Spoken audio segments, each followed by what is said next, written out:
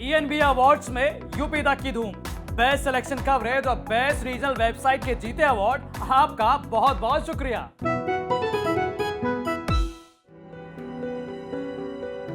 प्रशांत किशोर ने press conference करके बिहार में सियासी बिगुल फूंक दिया है।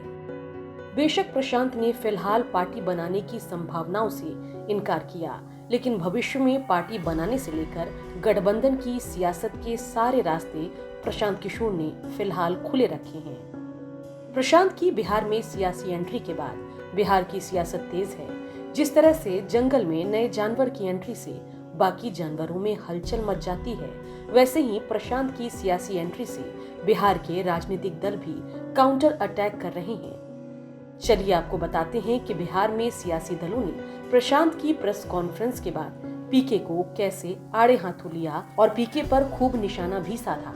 एक कहावत बड़ा मशहूर है कि घाट घाट का पानी पी के गंगा नहाने चलना और सारे पाप को धो के खुद को बड़ा पुण्यात्मा समझना, या फिर 900 चूहे खाकर बिल्ली हज को चली। यही हाल प्रशांत किशोर का है। बिहार आए, तरह तरह की कवायदें की, भाग खड़े हुए, देश भर में अलग अलग नेताओं के लिए राजनीतिक ब्रोकर के तौर पर काम किया। उनकी कंपनी ने पेड सर्विस प्रोवाइड किया। अब political branding, image enhancing, political middleman का काम करने वाला अब बिहार की धरती प्रयोग की भूमि है। अब आए हैं तो उनका हश्र भी पुष्पम प्रिया चौधरी वाला होने वाला है। अब बिहार कोई फूल्स पैराडाइज तो है नहीं कि बिहार के लोगों को बेवकूफ़ समझ रहे हैं कि टोटका प्रेजेंट करके अब पॉलिटिकल ब्रोकर, अब पॉलिटिकल लीडर बनना चाहे। तो बिहार की जनता सब जानती है और देश भर में उन्होंने तरह तरह की कवायदें करके राजनीति में खुद को स्थापित करने का प्रयास किया, असफल हुए।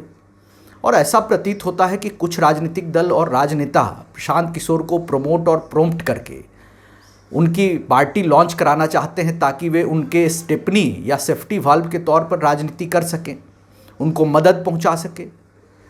तो ये भी एक पेड सर्विस की तरह राजनीति की दुकान ही लगती है कि प्रशांत किशोर राजनीति के ब्रोकर के तौर पर ही पार्टी लॉन्च कर रहे हैं। देखिए, पैसे और मैनेजमेंट के नाम पर प्रशांत किशोर जी ने बिहार की सियासत में खुद को स्टेबल करने की कोशिश करी।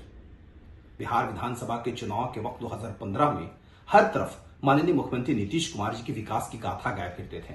कहते थे विकास का मतलब नीतीश कुमार जी होता है। और अब उनकी जब खुद की राजनीतिक महत्वाकांक्षा जागी है तो बिहार के विकास पर माननीय मुख्यमंत्री नीतीश कुमार जी के कामकाज पर सवाल उठा रहे हैं। ये लोग सत्ता के लिए कहीं जा सकते हैं, कुछ भी कर सकते हैं। पैसा और सत्ता इनका मकसद है। कहीं कांग्रेस से पैसा लेकर के वहां सरकार बनाते थे तो बुरी तरीके से फजीहत हो गई। अब खुद का दल बनाकर सामने आए हैं। लेकिन मैं प्रशांत किशोर जी को बता देना चाहता हूं कि नीतीश कुमार जी के विकास पर अगर आप सवाल उठाएंगे तो जनता आपसे पूछेगी कि कितने रुपए में बिक कर आए हैं, क्योंकि इनका तो काम रहा है कि बिक करके किसी को प्रमोट करते हैं, किसी को डिमोट करते हैं। इसलिए बिहार की जनता बिकाऊ लोगों को अच्छे से समझती है। मैं तो पहले से ये कहता रहा हूं कि प्रशांत किशोर अभी फिलहाल कोई पार्टी नहीं बनाएंगे, और अगर वो कोई राजनीतिक दल बनाते हैं तो उससे बहुत असर नहीं पड़ेगा। पहले से मैं कहता रहा हूं।